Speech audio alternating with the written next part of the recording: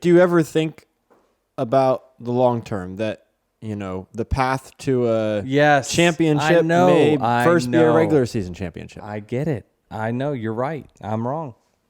I didn't want to wreck, but yes, I'm pained with this Monday morning thinking about what could have been if I just backed off. The following is a production of Dirty Mo Media. Hey guys, welcome to Actions Detrimental post Texas. Giddy up, Texas. Did you do anything fun while you were in Texas, Jared? Did I do anything fun? Yeah. No, You always go visit interesting places. No, we did get there Friday night. I can't remember what we did Friday night. Nothing of note. And I went to the dirt race Saturday night outside of Texas. Oh, Motor that's Speedway. right. Yeah. That's right. But you did something fun. Define fun. Yes.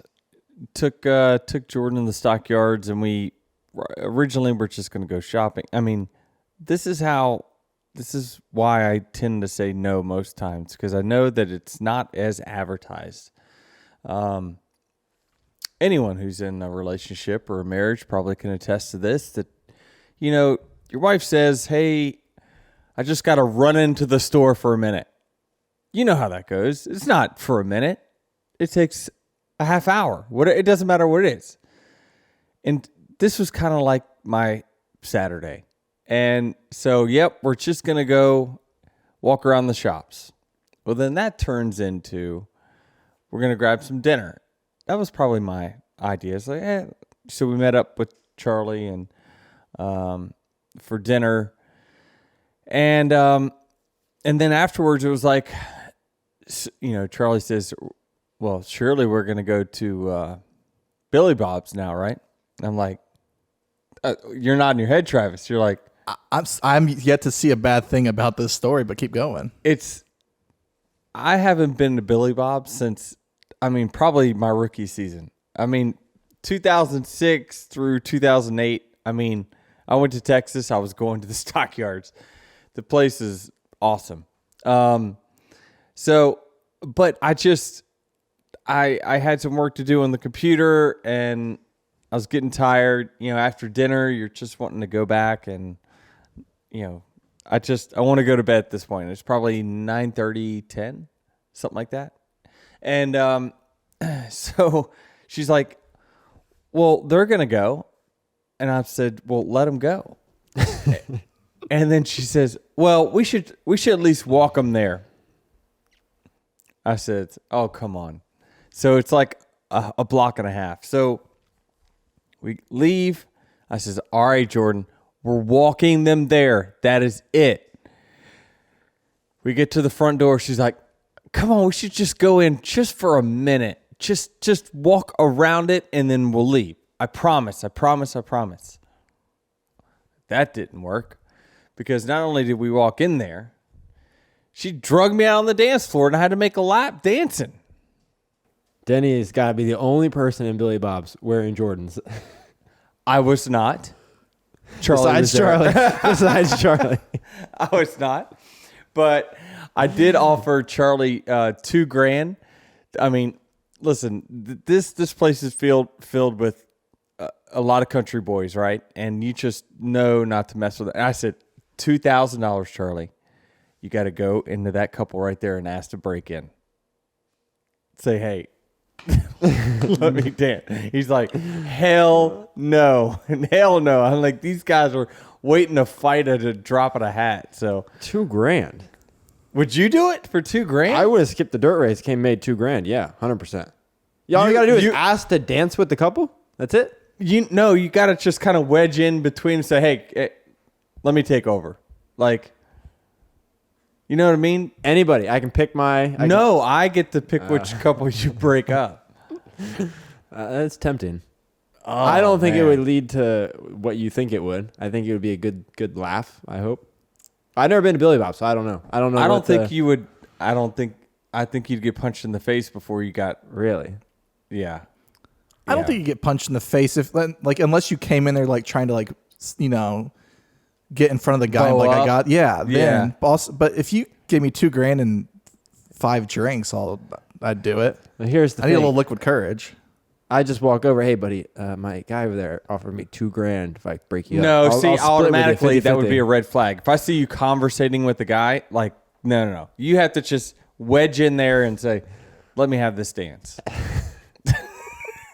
But I did say, hey, if he starts swinging, I'm out. I don't have your back. Just so you know. Jordan and I are leaving. Yeah. So we did a little Texas two-step, and that was fun, I guess. She enjoyed it anyway. So, yeah, it was Texas weekend. We had the trucks, Xfinity, and Cup all on track.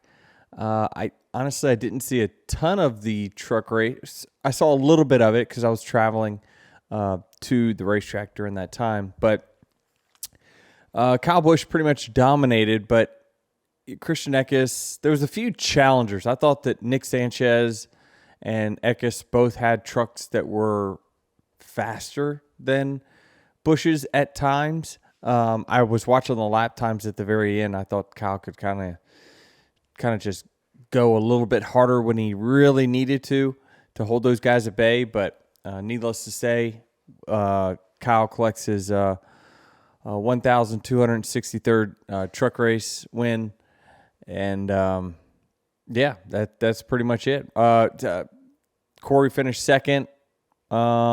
Yeah, he didn't have the second best truck for sure, but he just had a good restart there at the end. But it was exciting truck race. I thought it was definitely treacherous up on the High Line. We saw, it was kind of a precursor to what we were going to see on Sunday, which, interesting enough, Saturday was kind of, it was somewhat like it, but it was better. The High Line was much better on Saturday. So Kyle Busch wins. Xfinity, the truck race. Xfinity, Sam Mayer wins in what a finish, right? Yeah, another 0.02 seconds photo finish. You kind of saw this one coming from 10 laps to go. I was just timing. I was looking at it, and I'm rooting for Ryan Sieg, probably like everyone is. Not rooting against Sam Mayer, just rooting for the guy that's never won. And I'm watching him. I'm like, oh gosh, Sam's catching him quick, and I'm like, oh, he's gonna be there.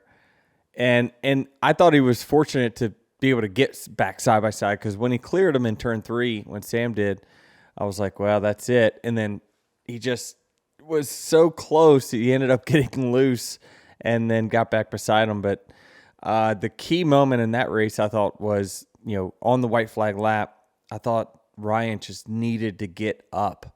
The top line was just, at that hash marks, was just so much faster. For some reason, the Xfinity cars haul ass up there. The Cup cars, not as much. But it was, he ran kind of the middle of the track. Not low, not high. He was just kind of in no man's land. And that allowed Sam Mayer to get a huge run off of turn 2, get beside him, and actually clear him into turn 3. But what a great finish. The fun things about those Xfinity cars is that you've got the ability to manipulate the front car. Like when you get close to the back of an Xfinity car, it kind of lifts their back end up in a way, and it gets them loose. So that's the big difference in what our next-gen cars are versus the previous Generation 6 car, is that the next-gen doesn't get affected when someone comes up from behind. It's the car's so stuck that it doesn't get affected. So the front car manipulates the back car, and next-gen, where in Xfinity, it's the other way around, where the back car actually manipulates the front car, and which is why we've seen such crazy great racing in Xfinity over the years, and the platform really hasn't changed either. So there's not been a ton of development aero-wise in Xfinity over the last 45 years. Everyone's been running pretty much the same bodies for the most part. Chassis have been the same. So just a fantastic finish there. Was there anything that the 39 could have done to prevent this? Because me watching on TV, I thought I saw this coming, like I said, from 10 laps to go. Sam Mayer takes off another 10th, another 10th, another 10th. He's going to get there. And it seemed like C just continued, like you mentioned, was running the same line.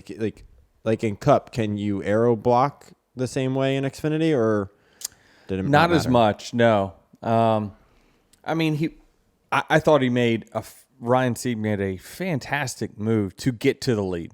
Like when he took the lead, I don't know, was it like 7 to go or something? Something like that. It was about 7 to go, and I'm like, oh man, hell yeah, nice move. And then, he pulled away enough to where it was going to be interesting. Like you said, you saw it coming. I thought the same. When he cleared, Sam Mayer cleared, there was enough gap there where you're thinking it's going to be a close finish, because you just kind of saw that there was just enough time and laps and enough speed difference to make it close. But just a heartbreaker for Ryan Sieg for sure. You never know when those opportunities can come up. Obviously super speedways, I think he's one of the better super speedway restrictor plate racers in Xfinity. So he'll have a chance this weekend, and he's part of the Dash for Cash. So maybe he'll get redemption and get $100,000 while he's at it. Yeah, his interview afterward, credit to him. He didn't come across as heartbroken as I would have thought, considering you're on the doorstep of your first win and you get beat by this much. Mm-hmm. He was very calm, collected. Seems like he knows that his first win is coming and will come rather soon. Yeah, I mean, again, you just never know, right? I think he probably was more upset than what he let on, for sure, as he should be. I mean, and the thing is, when he crosses the line there, those cars are so close, he can't see whether he's ahead or behind. He has to just wait on the call. And so, that's a tough one. Another tough one is yesterday's race, at least how it ended for you. But before we get there, I have a note here on our show sheet that NASCAR met with the drivers. What was discussed in this meeting, and when was this meeting? It was Saturday morning. Is that right? Yeah, before practice, Saturday morning. Just kind of going over the short track stuff. I mean, I don't think I'm saying anything that's proprietary or confidential by any means, but they just kind of went over all-star stuff, format, what they're thinking there. They went over some track surfaces stuff. Steve Swift from SMI was kind of going over the update on Sonoma, what's going on there, and a few other tracks, a few other reconfigurations that's on their radar. And then the short track stuff. They're just kind of updating us on, hey, here's what we're willing to change, here's what we're willing to not. And it basically came down to, they're going to really focus on tires and tracks. And tracks, I don't exactly know what they mean when it comes to focusing on the tracks. Maybe that's, thinking about the tire and how it's made and how it accommodates each track. But Goodyear was there. Obviously, they hear us loud and clear on what we're trying to achieve. The biggest difference with NextGen versus Gen 6 is that the loads are significantly lower than what they were, and we talked about this last week. But really, on the left side is the big place where we really need to get the tire wear working a little bit more on NextGen is the left side wear. So they're going to try to get really aggressive at some tracks. I think they got some tire tests coming up. They showed us kind of the schedule of that. They definitely, NASCAR said publicly last week, and they said it to us that, horsepower is just not an option, for various reasons.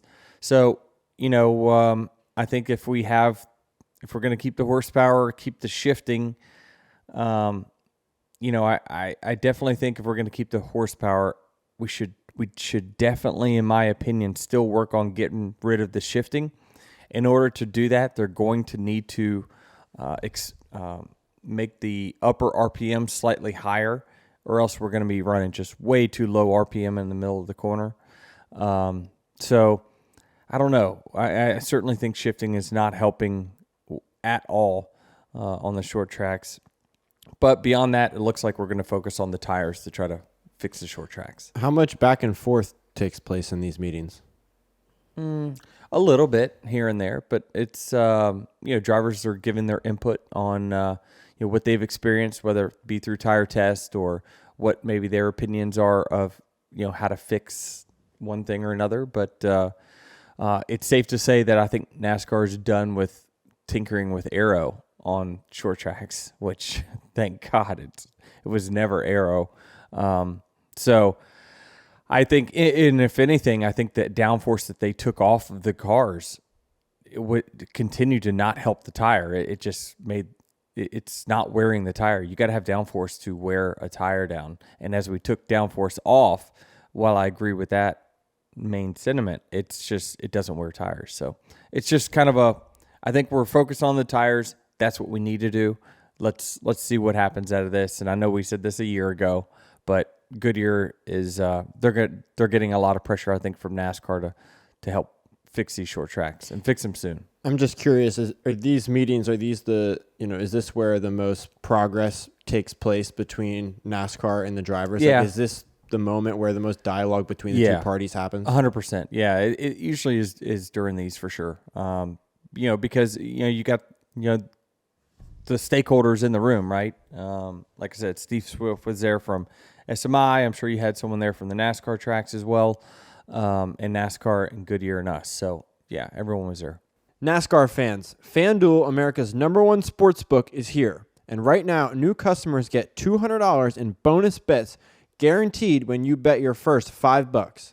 Just go to FanDuel.com/Denny to sign up.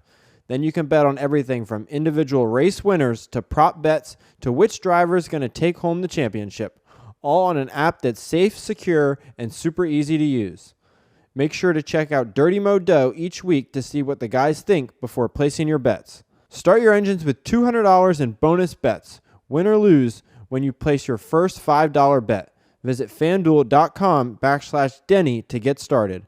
FanDuel, authorized gaming operator of NASCAR. 21 and older, present in North Carolina. First online real money wager only. $10 deposit required. Bonus issued as non-withdrawable bonus bets that expire 7 days after receipt. Restrictions apply. See full terms at FanDuel.com/sportsbook. Gambling problem? Call 877-718-5543 or visit morethanagame.nc.gov. Let's move on to the race. To start this, Kyle Larson won the pole for the third straight week in a row. As a driver, how difficult or how unique is that to have the pole 3 weeks in a row? Yeah, and on 3 different tracks, right? I mean, he's doing it on different tracks for sure, and it's such an advantage to do that. So, man, it's hard to do. It's hard to win one pole, much less 3 in a row. But when you can do it, you put yourself in a great spot for your guys on pit road. You usually end up with a first stage win. Usually whoever gets the pole wins the first stage because the passing is so difficult, as we saw at Texas, especially early in the race. So it's a real positive thing for sure. That's an interesting way to look at this, that a pole more or less means a playoff point, or at least gives you a great opportunity. Really good shot at it. Yeah. If you can, usually I'm sure there's probably some statistics to back this up, but I'm sure there's some sort of correlation with the first stage winner. Now, you get some cautions, and so if you get mixed strategy, that really can mess things up. But if the first stage can go without pit stops, usually the winner of the first stage probably comes out of the first 2 rows of qualifying. Where do you want to start with this race? Because we had a record number of cautions. There's many chapters that we could begin this conversation. Well, it was, the track was treacherous for sure. It was more treacherous, I thought, at the beginning of the race than it was at the end, as odd as that seems. At the beginning of the race, we all went single file and we're all running the bottom. And if you ran up just a little bit, your car would take off. And so while it definitely was difficult to pass, no question about it. I thought we could pass. We did in the first stage. We drove up there. Even when we got mired back in restarts, we still were able to drive back to the front. So passing was it was able to be done. It just took a while. And it was hard to pass because the track, it's the stuff on the surface of the track. I actually think that the track is starting to age enough to where if we didn't have that old PJ1 or resin or whatever it is on the track, if we had that off of the track, this thing would widen out a lot. And I think that there would be a potential for it to be Texas to be okay. But there's a couple factors in it not being okay. And this resin or whatever it is, or this PJ1 needs to be hot to be activated, and then it starts to grip up and it goes. So it takes a while in the race for people to get the courage to go up there. You don't want to be the first one up there because it's ice when it's cold. So the Xfinity cars, as I mentioned, they run up top. I mean, that was the most dominant line that they had, was above the hash marks.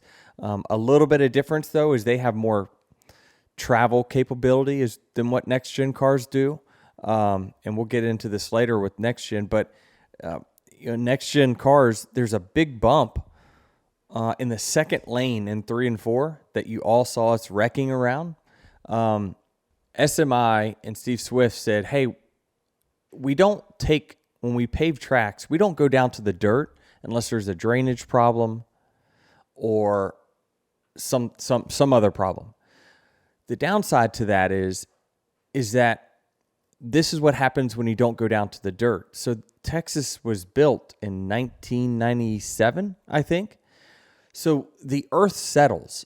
So when they were building this track and building the banking and all that, they have tunnels that get cut underneath, and the soil sinks when they do that. And so over time, the soil settles underneath that pavement, and that's when these get these huge bumps and swells.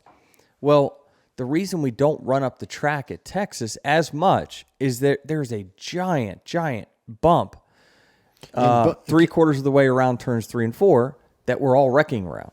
And by bump, you mean there's a swell. So it goes down and then back up. So our car launches across the entire track, or no, it gradually gets deeper as you go up the track? It's pretty smooth on the bottom lane. You can see the hash marks on the track. Anything above that, I mean, you ought to see like videos of like a pace car or something riding around the track. Like it's on the bank and all of a sudden, whoom, it'll just go down. So if you walked out on the track, you could visually see this. Definitely. Yeah. And so this is why sometimes you have to go down to the dirt, is because you're just paving over a surface that is, it's one thing to have character. It's the another to have giant bumps and swells in it. So, when we talk about how can we fix Texas, I think turns 1 and 2 is okay. I mean, if you could just get something to get that stuff off the track, like you would think that's a chemical of some sort. Surely there's got to be some other chemical out there that can eat away at that stuff, even if it stains the track. Like, who cares? The track looks like crap anyway when it comes to the surface. Like it's patched up, beat up, and it's sealer all over the place. Like, why not just try to find something that would eat away that old PJ1? Because it's keeping us pinned down to the bottom, and we've said a million times, this next-gen car does not run well on single-lane tracks. It needs 2 and 3 lanes to run well, which is why it runs so good on 1.5 miles. Like, the riddle is very easy to understand. The short tracks suck because most short tracks are single lane. 1.5 miles are good is because we can get away from each other. The cars just stink behind the other cars. It's the same car. It's the getting aero tight or your grip being taken away is the second car. It's still terrible on the 1.5 miles, but you're at least able to go somewhere else to get a run on someone. That's why the 1.5 miles are better. This car has still got a fundamental problem to it. We're just able to get around that by going to a different lane. But Texas is a huge 1.5 miles with a very narrow racing surface because of the stuff that's been put on and the big bumps in turn 3 and 4. How do you heat up this compound that's on the racetrack? Just tire heat, engine heat, things like that. But someone has to inch up there. Yeah, for that to. That's what happens, right? Is you just inch up, and next thing you know, your exhaust probably is blowing on the track as you go by, and the underside of your car. It gets warmer. You run over it, and you just keep inching it up a half a tire width each time, and it just starts to get warmer and warmer. And as it gets warmer, it gets more grip. So how do you know when to inch up there? You don't. I always usually wait on somebody for my spotter to say somebody's up there and breaking even, and then I'll start to go up there. So you definitely, I don't like to be the first, but I was probably one of the first this week for some reason. I just felt confident in going to the middle lane in 1 and 2 early on, and we were able to make a couple passes, but yeah, it was, I don't like to venture up there before anyone else does. So on the topic of the racetrack in Texas, so we're not on bulldoze this thing anymore. It's just a matter of, oh, well, your facial expression says otherwise. I mean, it's a mess. I mean, it really is a mess, and it just depends on what is your appetite for entertainment. I thought the guys on the teardown, Jeff Gluck, said it right. I mean, because you saw Jeff and Jordan very split on this. Jordan, I couldn't tell if Jordan was being serious or not. Yeah, he was being serious. I mean, by the end of the episode, I figured that out. But for the first half, and he was talking about his love for this racetrack, or maybe just the opposite of Jeff. Yeah, but it didn't sound Jordan vocally says he's always team chaos. Whatever just causes the most chaos. He's not. I don't think he's a purist in that sense of like, well, just because it takes out everyone, it makes it a good race. Like because there's a lot of cautions. That's what Jeff and Jordan were arguing. Jeff was like, I mean, come on, Jordan. Like, really, are you being honest when you're saying like Texas is now great because it just had a bunch of wrecks and stuff? Yeah, it's just, what is your level of entertainment when it comes to this track? I think that it's close. It's close to being okay. But we saw, if you ran in the high line, I mean, most all the wrecks came from someone running up in the high line. It's just treacherous, and they haven't reapplied anything to that surface in years now, and it's still there. That's crazy. It hasn't burned off. That tells you how much into the surface that stuff is. But like I said, there's got to be some sort of acid or something that will eat away at that stuff to make it to where, we can start to widen the track. That's the only way that Texas is salvageable, is if you just find something, maybe fix that big ass hole in turns 3 and 4 that we keep running over and wrecking off of. I don't know, if you do that, then it's maybe okay. But I thought, when you look at the stands, I thought the stands were filled up as good as they've been in many years. So at least, it looks like the track team did a good job promoting to get people to this race. As a driver, is that frustrating, racing on a track that maybe promotes more luck than skill? Is that an accurate assumption? I mean, you look at the finishing results, there were some lucky people. There were some people that got lucky with that last caution. They went long, the caution came out, they got to pit, and it flip-flopped the field. And the reason that it flip-flopped the field is Reddick got out to such a huge lead during that run, and then I had such a big lead over third.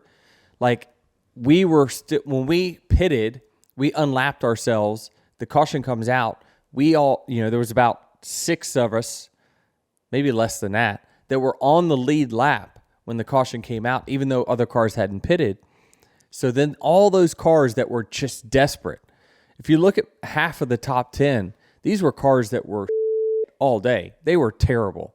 And the reason that they decided to stay out is because they had no other choices. They're like, this is my only chance to get a good finish.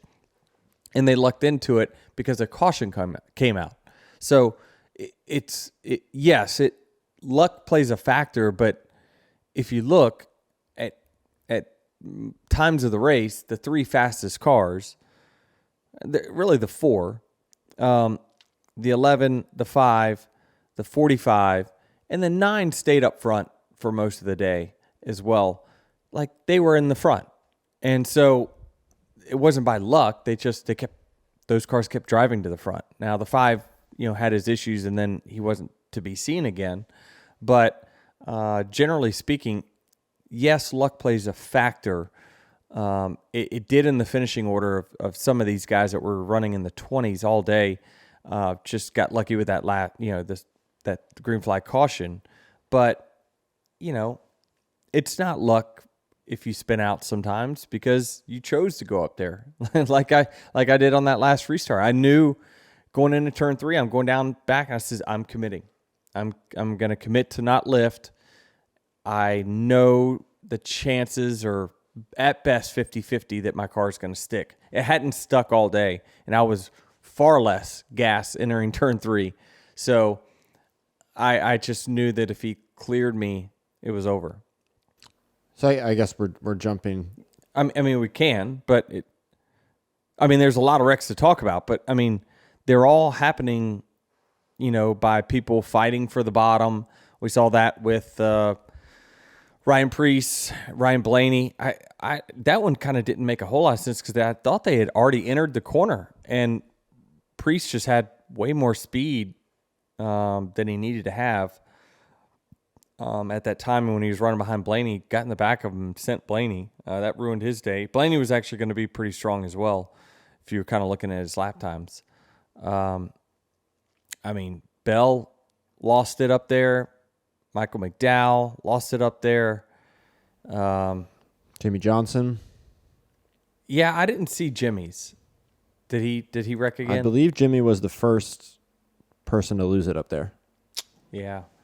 It's difficult. It's going to be difficult for him and that whole team just to. How much is it the way that the car turns? It's just different, and so he's just not used to it turning. I think it used to be the back tire, right? And now it's the front right. Yeah, what he was saying, he said in the media center that he's been so used to driving off the right rear. What he's saying there is he drives a loose car, and he's been driving a loose car, and so that was the interesting thing that to go back in time a little bit, that was different between him and Jeff Gordon. Jeff Gordon actually drove off the right front.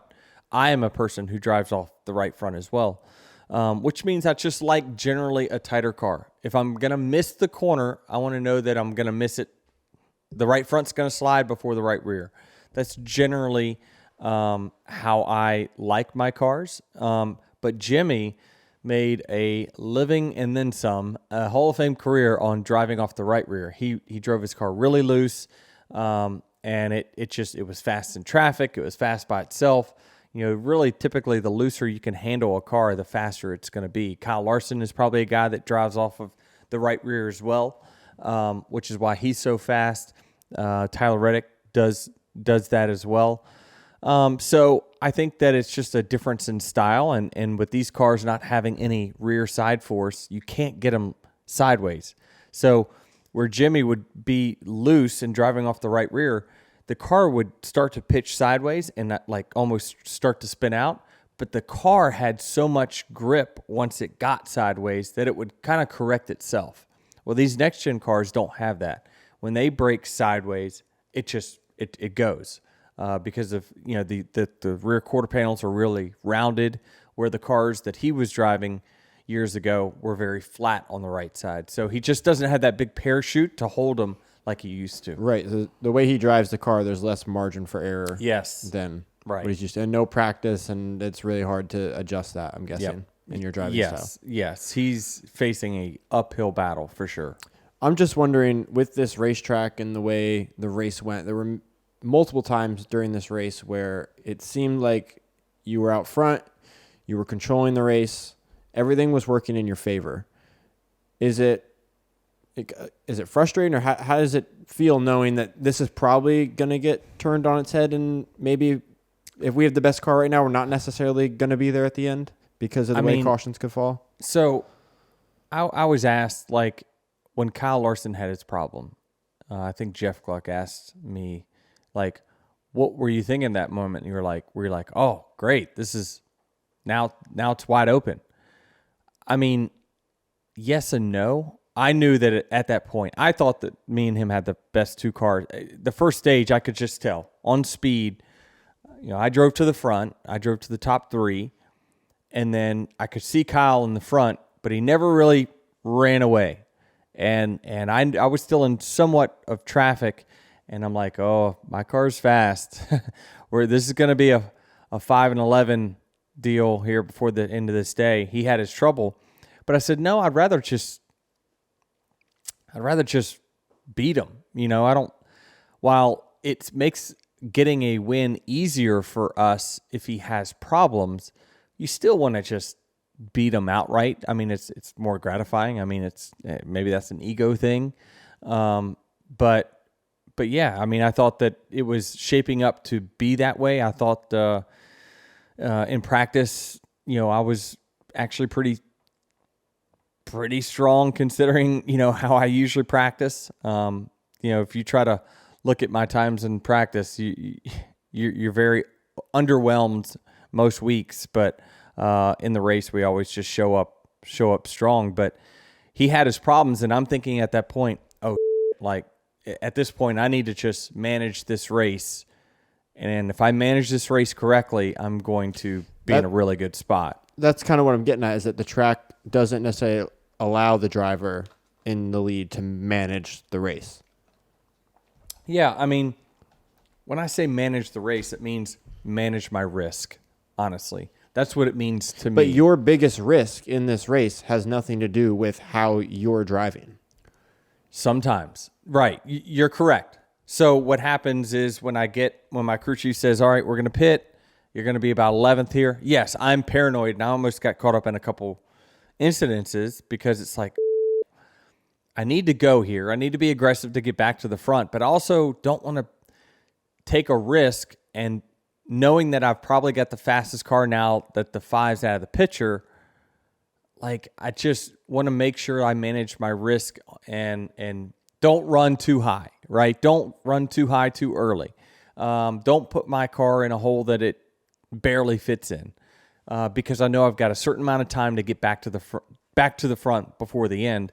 And I thought we managed it perfectly. I'm sitting there took the lead back over with 20 to go, and I'm just cruising. Chase, I just passed him. The 6 was coming, but I was running a pace just to stay in front of all those guys. I definitely had a little more left in the tank. So that's managing a race to me. And so, while winning second stage would be great, I didn't get any stage points because I was just being a little timid on the restarts because I got put in a couple bad spots, and I'm like, I want to win this race. While I want to go get some stage points, I want to win this race. I'm going to do what it takes to win the race and put myself in the front after that last pit stop, and that's what we did. And I thought that we had clear sailing. I mean, the field, you worry about cautions right after cautions, but we had 15, 20 laps or so, and I passed Chase back for the lead. He got me on the restart, I think, because I was just being a little timid.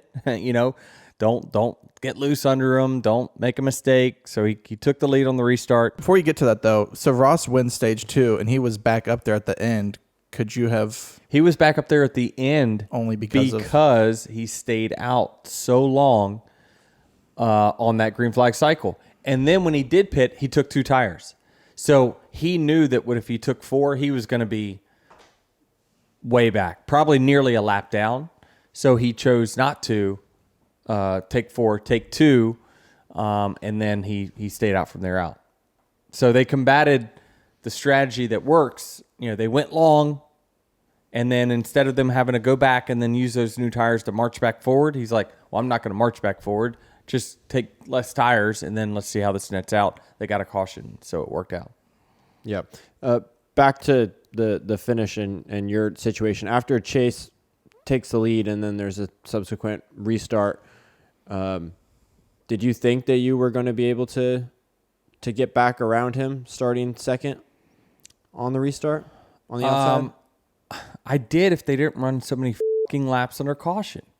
Like, I think that caution happened and there was like 5 or 6 laps to go. It was like 8 or 9 to go. And I'm like, well, yeah, because you're right. And I'm sitting there and I'm thinking, okay, it comes down to, I think if I've got 2-3 laps, I will, if he clears me, if he controls the restart, clears me, I'll still have, if I have 2 or 3 laps, I'll get back around him.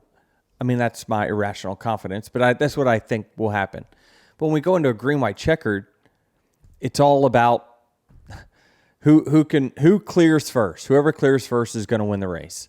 There's just not enough time to build momentum back to get back around. So that's why my sense of urgency, was to mat it in turns 3 and 4 and try to stay beside him. But yeah, damn it. I'm so frustrated because we're in every single week. We're like gonna win. We're so fast every single week. I think we've led every race this season, and not like bullshit led, happen under caution or whatever. Like, we're leading laps, like legitimate. We drive up there and we lead, and we're contending. So this is a really, really, really fun year for me so far, because every week I know that like I'm one of the top 3 guys on speed. But damn, 2 weeks in a row of not getting the finish we deserved, and this one's on me for sure. And in hindsight, yeah, I should have took second, but damn, I mean, I want to win. Like, the extra 5 bonus points was just worth it to me. An extra sticker on the side of the car is worth it to me. Getting number 54 is worth it to me to like take that chance. But you said it was 50-50 that you're going to be able to get that, and that it hadn't worked all race. The track was starting to grip up because there was more shade in turns 3 and 4 as the day went on, and the line started moving up in turn 4. So more guys started feeling comfortable running the higher line in 3 and 4. So I'm just thinking maybe there's some grip there that hadn't been there for me all day long. But, I got in a weird aero spot there as well. When Chase started moving up and I was right there on his right rear quarter panel, that's a pretty loose aero spot, and it just combated all my problems. On the previous restart, if it didn't go caution, would you have regained first place over Chase? He was in first on the scoring loop. Yeah, because I was on the bottom, and Chase wasn't that strong running high line in 3 and 4 anyway. All day, I'd noticed that, and that's one thing that you kind of pick apart is when you're racing certain guys, you see what their strengths and weaknesses are, and you see where they want to run, where they don't want to run, and while I hated seeing that Ricky Stenhouse caution, I watched that caution now. I'm like, God, Ricky, like, just keep it straight for 10 laps. But I guess he was trying to run in the back of the 54 or something. They were playing grab ass back there for 20th. I don't know what the hell they were doing. But, I mean, it's frustrating as shit. I'm going to golf with Ricky tomorrow, by the way. I know, but like, damn, keep it straight for the last 10 laps of the race. But, I mean, it's just, what a difference, right? What a difference it makes in the results. That one caution happens, and you go from, I'm definitely winning this race, to I finished 30th. And by the way, I'm going to take over the point lead when I do it. It's now I'm 28 points back in third with a 30th place finish. So right, but it just sucks. But it also wasn't the last, right? Isn't Larson spins out, like there's another caution. I know. And then I know, but where he spins out when I know, but I expect those cautions after the Ricky caution, because you're within 10 laps to go.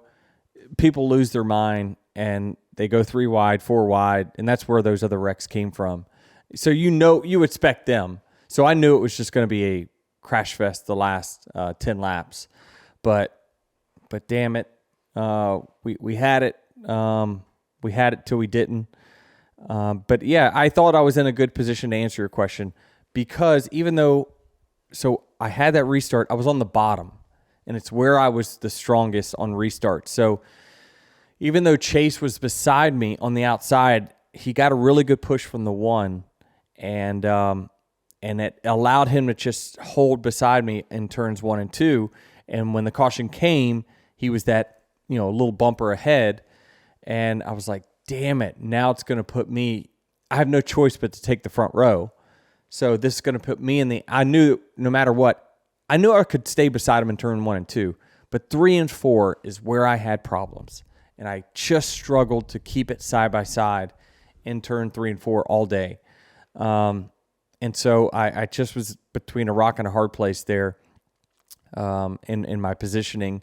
And so when he took over control of the restart because of that photo finish when the 5 spun and it took away the control that I had, it was just bad. It was not good for me. Do you think that the green-white-checkered was intentionally set up, or it burned a couple extra laps under caution to set up that type of finish? Say that again? Back after Larson spun. Yeah. Which was with 8 or 9 to go, maybe 7. Do you think that a green-white-checkered finish was set up and y'all burned a couple extra laps under caution? No question. We burned too many laps under caution. I mean, there were no safety vehicles on the track. They didn't open pit road. I don't know what they were doing other than just winding laps. Maybe they were under commercial. But I mean, damn it. Like, when the track is clear and it's ready to race, you put out one to go. And they didn't do that. And this is just sour grapes speaking here. But, it's just a matter of how those last. The sense of urgency changes, and it's like it all comes down now to this restart versus even if I don't get them here, I've got another chance to get them. I just knew on a green-white-checkered, I had no choice. We should have gone back racing with like 4 to go, but we did not. We just ran under caution for no apparent reason. There was no reason to be running under caution unless they needed. I don't know why they would have been under commercial because they had 15 other cautions. They could have got all their commercial breaks in. Was there you look back at the restart going into 3 and 4 there with Chase, if you inch ahead of him on the backstretch or get a nose out ahead of the 9, can you drive down a little deeper? Do you have a little bit better grip? Yeah, 100%. And I mismanaged when we were beside each other there. I think he did a really good job of managing his run into the corner, the speed relative to me. There's a certain way that you want to be side by side when you enter a corner. And certainly when I nosed ahead off of turn 2, I knew that I'm not going to be ahead entering turn 3. So I think he managed it well. I didn't.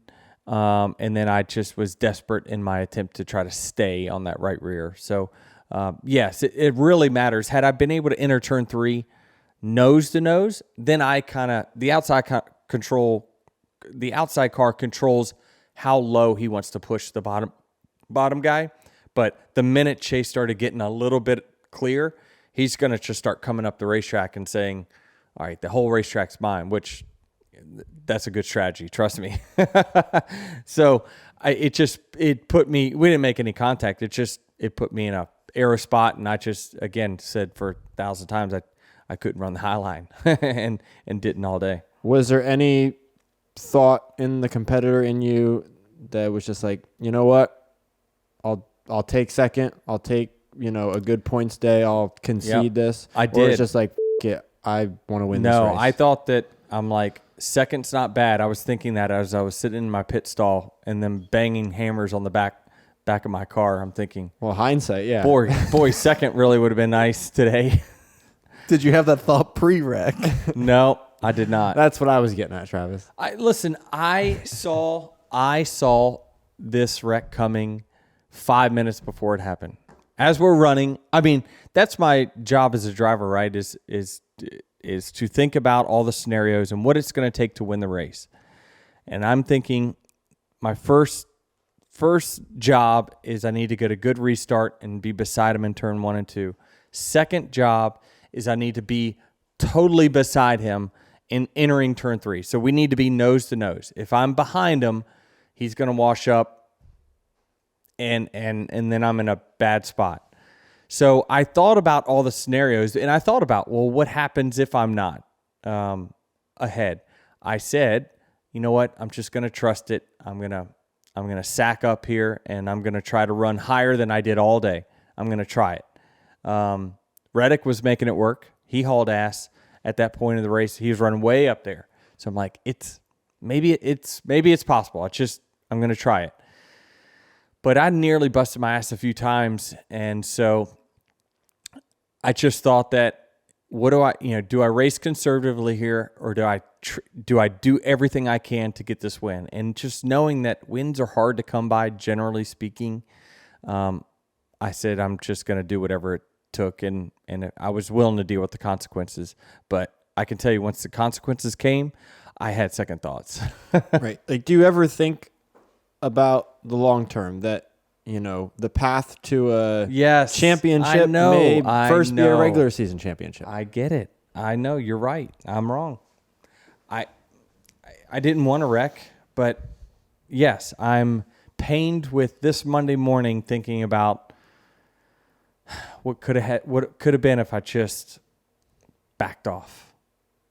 But I don't think the fans want to see me back off. They love it when that number 11 was backed up to the fence. Like, they want to see us go for it. That's why they reward us 5 bonus points for winning in the playoffs, right? Is they want to see us put it down and go for it. And sometimes sometimes it works, sometimes it doesn't, and it didn't. Yeah, you gave him a treat. Not only was the 11 backed up against the wall, but the 9 crossed the start-finish line first.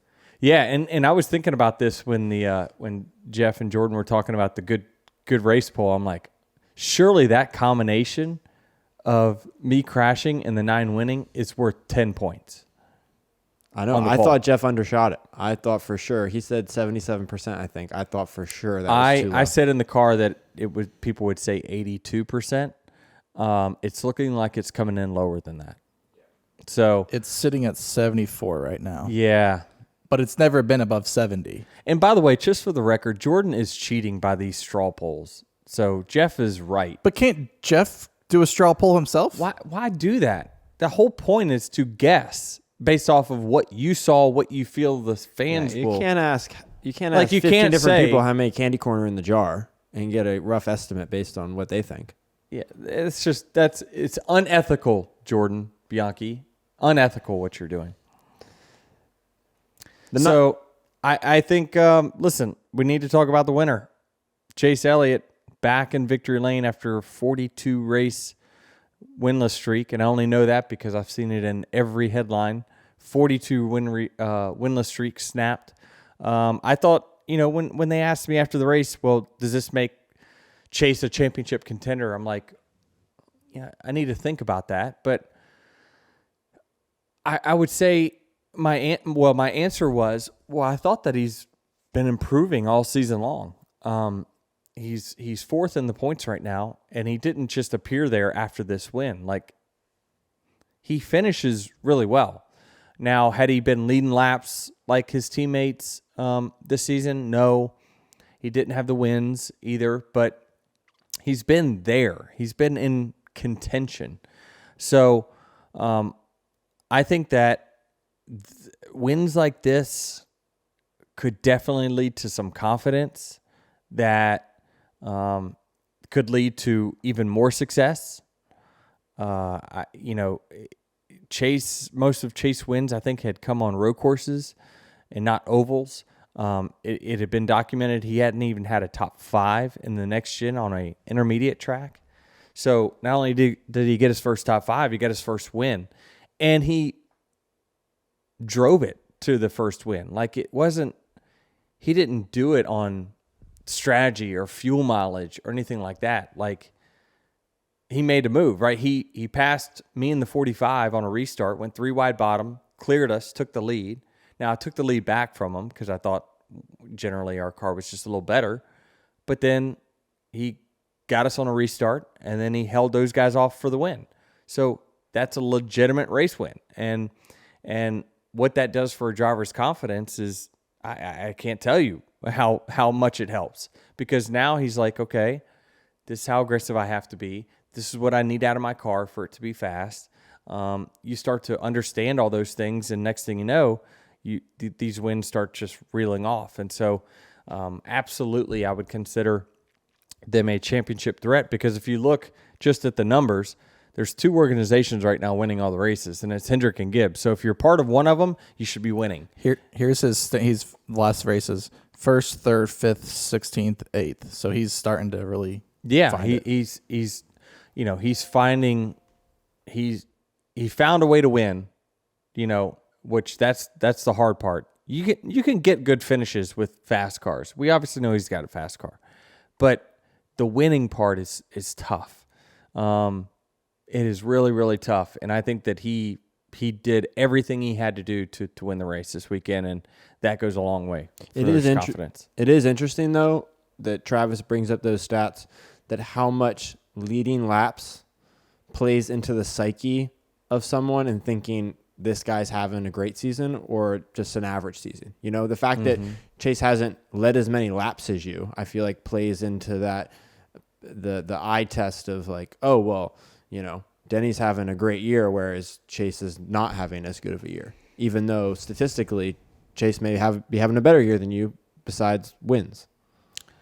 You know, what's interesting is we had a little sit down with Kevin Harvick with all the JGR drivers, and they asked Christopher Bell, why do you feel like you're overlooked at times? And he says, because I don't lead laps like my teammates. You know, I don't, while I do win races and I do run up front, you know, what people talk about is who's controlling the race, who's showing that they're the best. It's style points. It's like exactly a football team winning by 30, or they're kicking field goals at the end of the game to win. And he's like, you know, so he says, I think it's somewhat warranted because we're not up front as much as, you know, Martin or Denny is. And so he's like, I think that plays a role in it. And so you can't argue like someone like Christopher Bell's results, right? He gets results. I think even William Byron, does it feel a little bit of the same way where he wins races, but he doesn't dominate them? Sometimes he's just like, there's an accident, and he just is the one that's able to take advantage of it, and he pops up there. Just interesting enough, after I wrecked, first of all, I was looking for the scoring tower to see who was running where. Couldn't find the damn thing. They took it out. I don't know what the obsession is with taking out scoring pylons now. So Bristol, we used to have, so they have the big video thing, right? But then they used to have a video, like a round video board on the bottom of that centerpiece that would have the ticker of who's running where. Now you only see like the top 8. And then we also had video boards up on the suites at Bristol. They took those out. Watkins Glen, we took out the scoreboard on the front stretch. I can't make sense of why they're taking out scoring pylons at these tracks. Well, in recent history, if other NFL teams, like other stadium builds are saying anything, the more screens, the better. The bigger, the better. That's my whole point. In that, I guess I heard that. So they put a new video board up on the back on Big Hoss. They had new screens, which it's very clear. Great job, by the way. But that being your only source of scoring, well, you only see the top 8. And then when they scroll, you might see where your driver's running every 5 minutes. You think they'd want to keep, especially with like gambling now being more legal, like have that. So like in race betting and all different things. Is it just me, if you're sitting in the stands, you got to have pretty good eyesight to see the running order, no? I mean, I've got good eyesight, so I feel like I can see it. But even in my bus, like I can see the video board. But even with my really, really, really good vision, it's not clear as day. And I'm halfway to the screen compared to where the people sitting in the stands are. So I don't know why we're taking out video boards. One thing I noticed as well, did they take out the yellow caution lights? Remember we used to have the caution lights on the fence? Anybody remember that at Texas? I think Bruton put in all these yellow caution lights and green lights on the flag stand and on the fencing as well. We would Isn't that at every track? Not like the box, where we have the box every 500 yards. Like there used to be caution light markers on the front stretch, back stretch, everywhere. But we've taken those out as well. So, but I've seen this at multiple tracks. It's not just at my tracks. I've seen it in NASCAR tracks as well. They're taking out scoring and video stuff. So I'm not sure why they feel like that's a good idea. I think, like you say, Travis, arenas nowadays, you can find out the score just looking in any direction you want to see. But now it's you got one place to find it. Right. Anytime we debut a new arena or there's improvements to arena, like there's social media posts around the screens only. Well, we have this 32 by 64 screen, and then there's this one, and this one will show this, and then this one will show, Yeah, I think certainly we got some gains to be made there. But hey, it's overall, it was a interesting weekend. We had two good finishes for sure. I'd say, the truck one was kind of getting close. We had the .002 in the Xfinity Series, and then Chase Elliott wins and Denny wrecks. This should be a fan favorite weekend. What do you think this win does for Chase and just the stress and like the monkey off his back kind of thing? It certainly is. I think it'll be big. I mean, I talked about the confidence aspect of it, but just the monkey off the back, yes. You don't have to answer the questions of, well, when are you going to win? It's been over a year now. Like the clock resets. So certainly you buy some time there, but I mean, a team like Chase Elliott and Alan Gustafson, they got much bigger dreams than just winning one race in a season. So, we saw how excited. I don't think I'd seen Alan that excited in quite some time on the pit box. So this is a big win for them. Wonder how hungover Dawsonville is this morning. Oh, I don't know. Did they sound the siren? Oh, yeah. They did? Did they have to hook it up to a car battery to do it? Yeah, they had to jump that thing. They had to jump it? Unused. That's awesome. Can you believe this is the first Hooters win in my lifetime? Wow. Yeah, I guess Alan Kowicki was the last one to probably do it, huh? Yeah.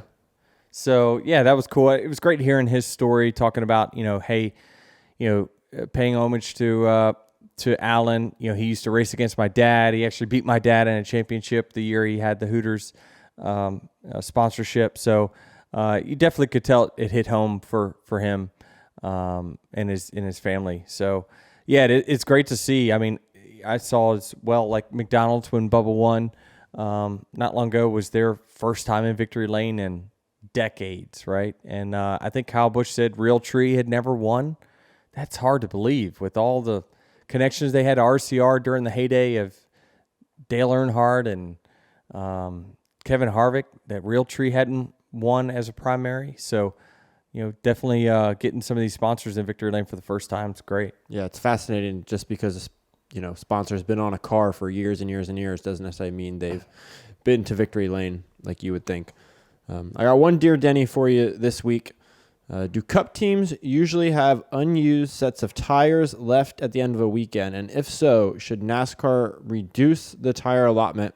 The limited sets in trucks and Xfinity are a major storyline most weeks, yet this doesn't seem talked about as much in Cup. Should they limit the amount of tires? I would say no, because I don't know that you want it to be that be the differentiator. I'm more of a fan of actually having different compounds, and letting the teams figure out when they want to run them. Listen, we got to get one good compound first before we start diving into multiple. But interesting fact, and I had to phone a friend on this one. Give credit to Chris Gabehart on it. I didn't, as a team owner, we always kind of look at costs and everything. And so he gave me a staggering fact that I did not know. So when you say we go to Texas this weekend, they give us 8 sets of tires. If we use 6, we don't get a rebate on those 2. Now I knew all this, but I'll get to the staggering fact. So we do not get reimbursed for those tires. You can use them if we take that tire to another track. So for instance, the Texas tire is the same as the Kansas tire. So we could, if we have a leftover set, $2,400 a piece or whatever they might be, we can't just turn them back into Goodyear and get a refund. They tell us, you're buying these sets of tires and they're yours now, and you can do whatever you want with them. So at the end of the day, what we do is we have an extra set. We will put them back at Champion, and they will they'll put them in inventory. And so if we go to Kansas, let's say we go to Kansas next weekend, or, we likely would tap into that extra set and say, okay, we're going to practice on those tires. But if Kansas is 3-4 months down the road, we're not going to want old date coats. So we're not going to want older tires, because they age. Rubber ages and it changes compounds, and it's funny when you get older tires. It's just that can really mess up a car. So it just goes to waste. And sometimes you can work with some back marker cars and sell them to them to try to reimburse some of your costs back. But Jared, do you know how much JGR had in extra tire inventory in the first year of NextGen 2022? How much money worth of tires was spent and never ran? Do you want me to make an educated guess? Because I know the answer. I know. You're supposed to act like you don't know the answer. Oh, I don't know. $100,000? No, you were wrong. Nearly $1 million. Nearly $1 million worth of tires that JGR, the team, spent on tires that it never ran. That is incredible. So $250,000 per car. Yes, sir. So we keep talking about cutting costs. How about we just get a refund for the tires we don't use? Like, can they go back in the recycling bin, Goodyear? Please take them back. It's just wasted money. And holy, I didn't realize the number was that high. But man, we got something new we need to start advocating for, and that is allowing us to return our tires we don't use.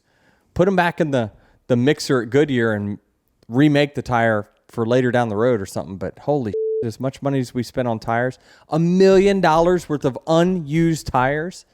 Holy crap. Talking about helping the race teams. Help us there.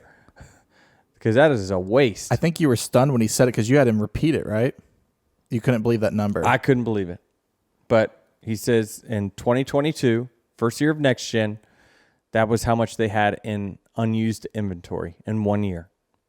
So that's pretty crazy. So yeah, it's on you. When you buy them, they don't care whether you use them or not.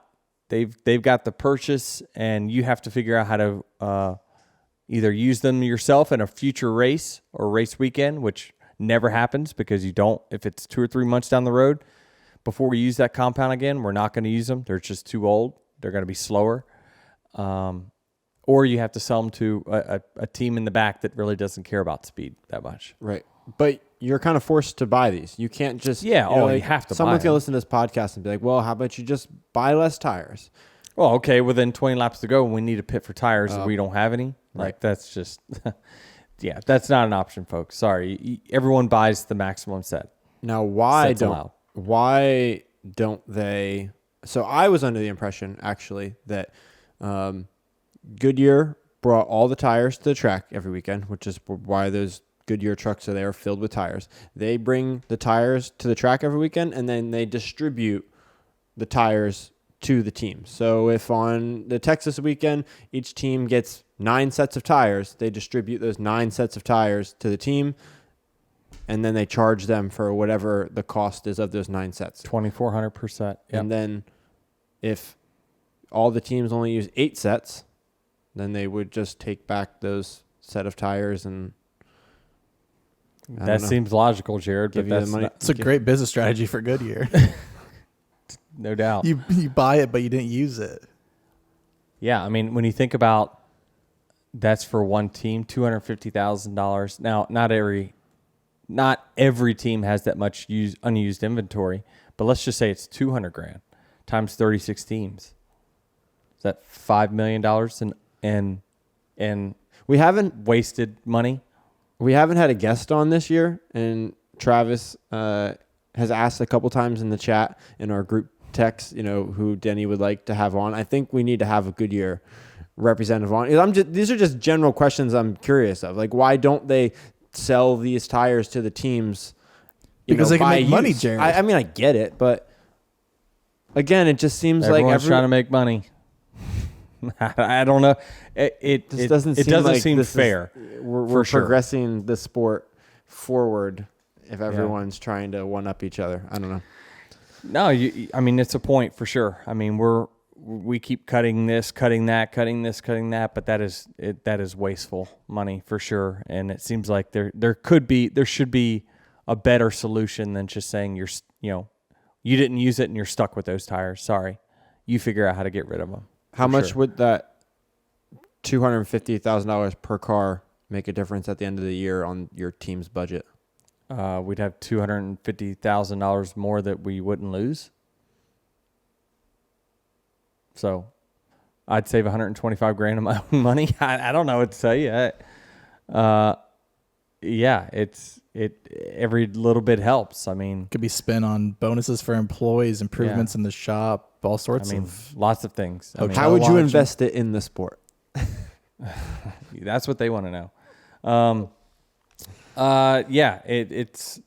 That's something that was eye-opening to me, and now it's got my mind scrambled. All right, well, that's pretty much all I got. We got Talladega up next. It's a crapshoot. I don't know what to say. I used to say super speedway racing was not a crapshoot, but just seems like more and more. Hopefully, we're not talking about fuel mileage. Hopefully, we're not talking about But that typically is I know. Talladega, right? I know. It's super speedway racing's changed now that with this next gen car. So we'll see how it all plays out for sure. Look forward to it and seeing what happens. Where do we race after Talladega? Anyone know? Dover. All right, cool. Back to tracks I can win at on a regular. Dover, yeah, you got Dover, you got Kansas, Oh yeah, wheelhouse. you got Charlotte coming up, you got Darlington. Whew. Sounds like dubs to me. All right. Thanks for tuning in. Make sure you rate and review and follow us wherever you get your podcasts. Please subscribe also to Access Detrimental on YouTube. These guys have been doing a great job getting these the YouTube shows up pretty damn quick. And we will see you guys next week.